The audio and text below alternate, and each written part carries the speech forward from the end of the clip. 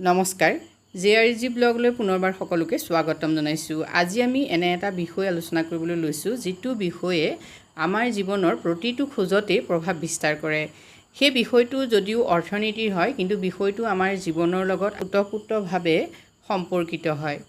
অৰ্থনীতিৰ এই গুৰুত্বপূৰ্ণ বিষয়টো হ'ল ইনফ্লেশ্যন এণ্ড ডিফ্লেশ্যন, অৰ্থাৎ মুদ্ৰাস্ফীতি আৰু মুদ্ৰা অৱস্ফীতি। মুদ্ৰাস্ফীতি বুলি ক'লে আমি কি বুজোঁ আৰু মুদ্ৰা অৱস্ফীতি বুলি ক'লে আমি কি বুজোঁ? অবিৰতভাৱে অৰ্থনীতি এখনত দৰ স্তৰ যেতিয়া বৃদ্ধি হৈ থাকে তেতিয়া মুদ্ৰাস্ফীতি হোৱা বুলি কোৱা হয়, অৰ্থাৎ প্ৰাইচ লেভেল ইনক্ৰিজ।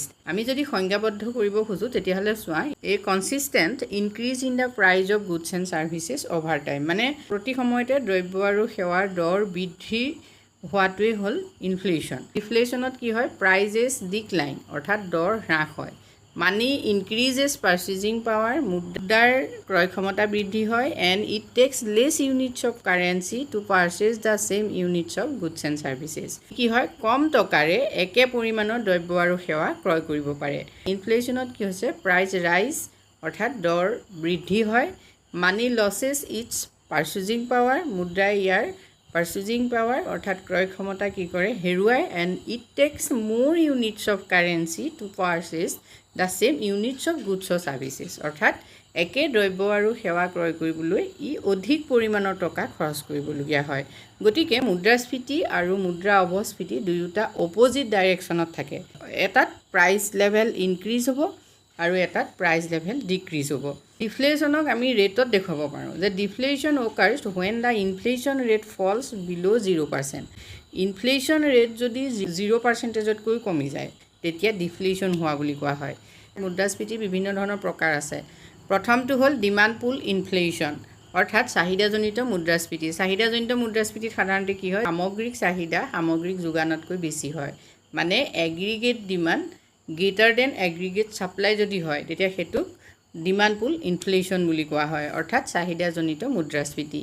নেক্সট আহিলে কষ্ট পুছ ইনফ্লেশ্যন, মানে ব্যয়জনিত মুদ্ৰাস্ফীতি। ইয়াত কি হয়? যেতিয়া aggregate demand less than aggregate supply হয় তেতিয়া সেই কণ্ডিশ্যনটোক কষ্ট পুছ ইনফ্লেশ্যন বুলি কোৱা হয়। নেক্সট আহিলে অ'পেন ইনফ্লেশ্যন, মুক্ত মুদ্ৰাস্ফীতি। মুক্ত মুদ্ৰাস্ফীতি হ'ল সেইটো অৱস্থা যিটো অৱস্থাত সাধাৰণ দৰ স্তৰ কণ্টিনিউৱাছলি বৃদ্ধি হৈ গৈ থাকে। নেক্সট আহিলে ৰিপ্ৰেছড ইনফ্লেশ্যন। ৰিপ্ৰেছড ইনফ্লেশ্যন হ'ল অতিৰিক্ত চাহিদাৰ ফলত হোৱা মুদ্ৰাস্ফীতি। নেক্সট এটা গুৰুত্বপূৰ্ণ মুদ্ৰাস্ফীতি সম্পৰ্কত তোমালোকে চোৱা, সেইটো হ'ল হাইপাৰ ইনফ্লেশ্যন। এই hyper inflation price level increases at A rapid rate, যেতিয়া দৰ স্তৰ প্ৰতি ঘণ্টাত বৃদ্ধি হয় তেতিয়া সেইটোক কোৱা হয় হাইপাৰ ইনফ্লেশ্যন।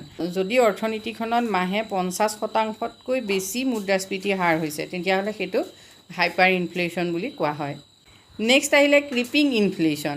এইটোক সামুকীয়া গতিৰে হোৱা ইনফ্লেশ্যন বুলি কোৱা হয়। ক্ৰিপিং ইনফ্লেশ্যনৰ ৰেটটো হ'ল 1 to 3%, অৰ্থাৎ 1%ৰ পৰা 3%ৰ ভিতৰত যদি ইনফ্লেশ্যন ৰেট হয় তেতিয়া সেইটো ক্ৰিপিং ইনফ্লেশ্যন বুলি কোৱা হয়। সামুকীয়া গতিৰে হোৱা মুদ্ৰাস্ফীতি বুলি কোৱা হয়। এইটো মাইল্ড ইনফ্লেশ্যন বুলিও কোৱা হয়।